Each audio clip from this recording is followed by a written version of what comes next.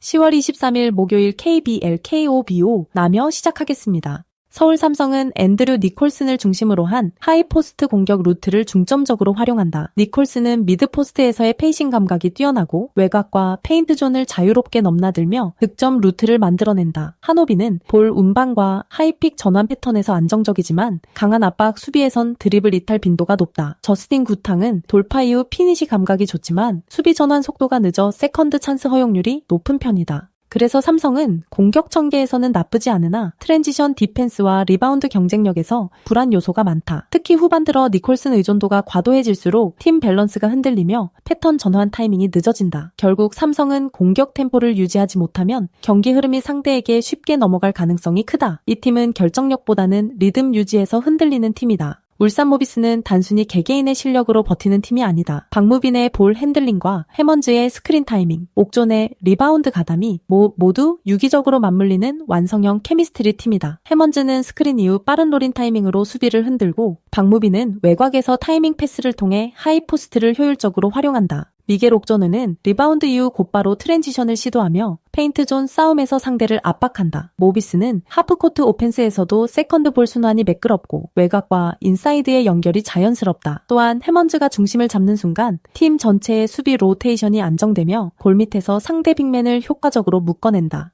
후반 체력 유지력도 리그 상위권이며 경기 후반 클러치 상황에서도 집중력을 잃지 않는다. 결국 이 팀은 유기적인 움직임으로 상대의 개인전 중심 농구를 제압할 수 있는 완성형 팀이다. 이 경기는 조직력과 리듬의 싸움이다. 울산 모비스는 세트 오펜스의 완성도와 리바운드 집중력에서 분명한 우위를 점하고 있다. 반면 서울 삼성은 공격 루트가 단조로워질수록 리바운드 싸움에서 밀리며 경기 흐름을 놓칠 가능성이 높다. 결국 팀 전체가 유기적으로 움직이는 울산 모비스가 템포를 장악하고 경기 흐름을 주도하며 승리를 가져갈 가능성이 높다.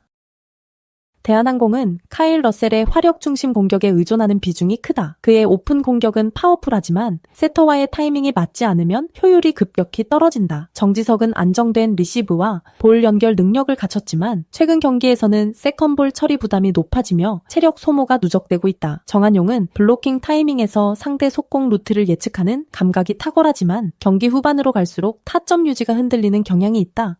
또한 최준혁의 디그 커버 능력은 좋지만 빠른 속공 대응 시 위치, 이동 속도가 다소 늦다. 대한항공은 여전히 러셀 중심 전개로 득점 루트를 단순화시키는 경향이 강하다. 그래서 세터의 볼 배분이 다양하게 이루어지지 않으면 상대 블로커에게 노출되는 장면이 잦다. 결국 대한항공의 공격 밸런스는 러셀의 컨디션에 따라 경기 흐름이 좌우되는 구조다. 한국전력은 리시브 라인의 안정성이 높은 팀이다. 특히 베논과 서재덕이 후위에서도 안정적으로 볼을 받아내며 세터가 트랜지션 상황에서도 볼을 낮게 유지해 사이드 공격으로 곧바로 연결시킨다. 그래서 상대는 세트 플레이 타이밍을 예측하기 어렵고 공격 리듬이 끊기지 않는다. 김정호는 중거리에서 빠르게 타점을 잡으며 코스를 찢는 스파이크를 자주 구사한다. 에디는 블로킹 전환 속도가 빠르고 중앙에서 측면으로 빠지는 라인을 완벽하게 커버한다. 이들의 조합으로 인해 한국전력은 한번 리시브 라인을 구축하면 공격까지 일직선으로 이어지는 구조를 만든다. 그리고 세터의 판단이 빠르기 때문에 세트 후반에도 볼 분배가 안정적이다. 결국 한국전력은 템포 유지력과 라인 밸런스에서 확실한 우위를 점할 가능성이 높다. 한국전력은 리시브 라인의 안정성을 기반으로 세터 공격수 간의 연결이 매끄럽고 세트 후반에도 공격 템포가 끊기지 않는다. 반면 대한항공은 러셀 의존도가 높아 패턴이 단조롭고 블로킹 라인이 익숙해질수록 공격 성공률이 하락한다. 결국 이번 경기는 조직력과 응집력에서 앞서는 한국전력이 경기 후반 흐름을 지배할 가능성이 높다. 템포와 밸런스의 싸움에서 한국전력의 시스템이 한 발 앞선다.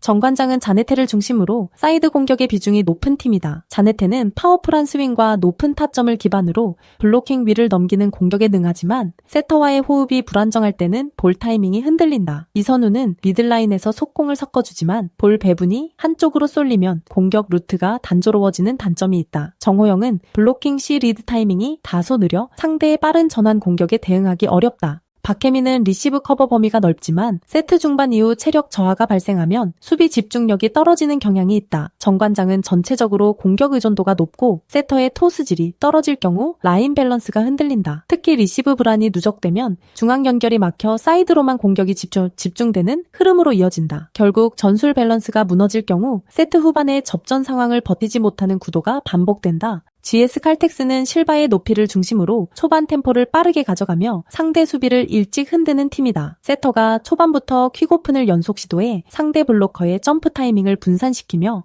중앙을 비운 뒤 백어택으로 전환하는 패턴을 자주 활용한다. 레이나는 후위 공격 타이밍이 정확하고 빠른 템포에서의 스파이크 코스 선택이 예리하다. 권민지는 리시브 라인에서 중심을 잡아주며 세터에게 안정된 1차 패스를 전달해 공격 템포를 유지하게 한다. 오세연은 블로킹 시 타이밍 리드가 탁월해 상대의 퀵오픈이나 오픈 공격 모두를 안정적으로 차단한다. 그래서 GS 칼텍스는 경기 승부처에서도 리듬이 흔들리지 않고 세터 공격수 간 연결이 일정한 팀이다. 결국 세트 후반으로 갈수록 빠른 템포와 다채로운 공격 루트를 활용하며 상대 수비를 계속 밀어붙인다. 특히 백어택 루트가 열리면 실바와 레이나의 높이를 활용한 강타가 경기 흐름을 단번에 바꾸는 구도를 만든다. GS 칼텍스는 세터의 빠른 볼 배분과 강한 백어택 라인을 중심으로 세트 후반 흐름까지 안정적으로 이어간다. 반면 정반장은 리시브 라인의 불안과 세터 연계 난조로 인해 후반 집중력이 급격히 떨어진다. 결국 이번 경기는 템포 운영과 전환 속도에서 한 단계 위의 완성도를 가진 GS 칼텍스가 주도권을 잡을 가능성이 높다. 그래서 이 경기는 빠른 리듬과 다채로운 공격 루트를 활용하는 GS 칼텍스의 승리 가능성에 무게를 둘 수 있다. 저희 소통방에서는 조합픽 및 경기 정보를 365일 무료로 운영 중입니다. 댓글 확인하시고 소통방은 텔레그램으로 운영됩니다. 구독, 좋아요, 추천하기 누르시면 적중에 큰 도움이 됩니다. 구독 누르시고 보다 빠르게 분석글 받아보시기 바랍니다. 항상 적중을 기원합니다. 가정의 앞날에 행복이 가득하시길 바랍니다. 감사합니다.